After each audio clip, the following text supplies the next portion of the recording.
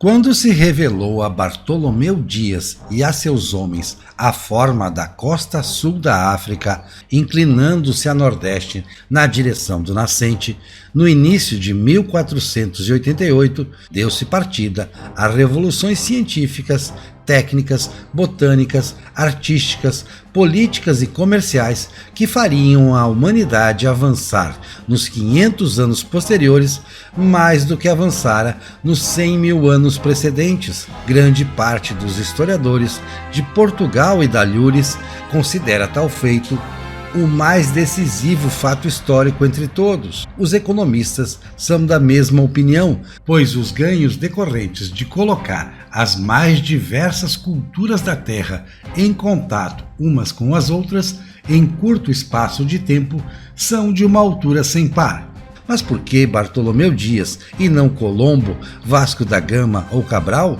Porque até aquele dia o que se sabia sobre o mundo era uma combinação de conhecimentos de europeus, árabes e orientais com a crença nos mapas desenhados a partir das propostas de Ptolomeu, mapas a descrever o Índico como um grande lago, o Atlântico como mar a separar pelo oeste os orientais dos ocidentais, habitantes do bloco único de terras emersas, terras que ocupariam a maior parte da superfície do planeta, que já se imaginava ou se sabia esférico. Dotado de instrumentos recém-inventados para medir latitudes, pôde Bartolomeu determinar que a África não passava de 34 graus sul. Logo, as águas do Atlântico e do Índico se comunicavam. Os oceanos não eram lagos, os continentes é que eram grandes ilhas. A descoberta da América em nada mudaria essa revelação. Do mapa da Lyell Hall de 1482 ao planisfério decantino de 1502 são apenas 20 anos, filete de tempo a permitir ao Homo sapiens passar da crença ao conhecimento, de prisioneiro da natureza a seu senhor. Seguindo os passos de Diogo Cão, que naquela década navegara pela costa até a metade da atual Namíbia, Dias se guiaria pela visão de terras até percorrer cerca de 2/3 da distância entre as atuais Líderes e Cidade do Cabo. Então, uma série de tempestades o desviou para alto mar. Por mais de uma semana, marinheiros e capitães das duas caravelas trataram de salvá-las de serem engolidas pelo oceano, sem se preocupar com o rumo.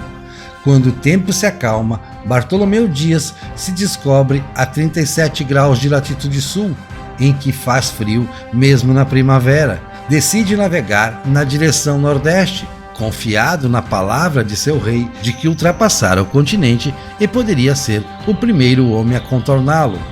João II, o líder, o gênio, el hombre, no dizer da rival Isabel de Castela, o mais ditoso monarca, era o rei mais bem informado de seu tempo.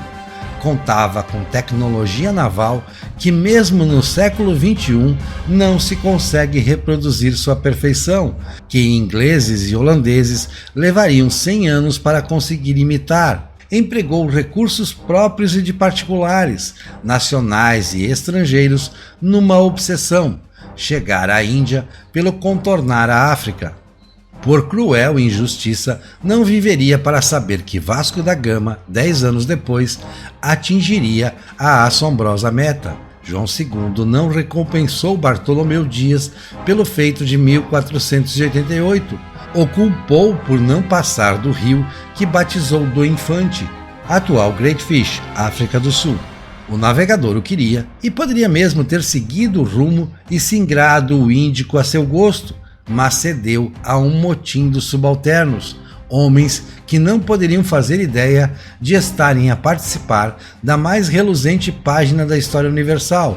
O rei discordou até do batismo da ponta que marca a inflexão da costa africana para leste, Cabo das Tormentas para Dias, da Boa Esperança para João II.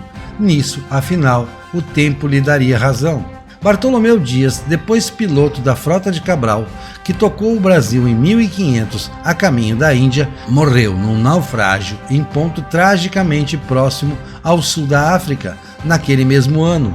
Morreu é modo de dizer. tornou-se para sempre o mais imortal homem que já viveu. A história da humanidade se divide em antes e depois dele.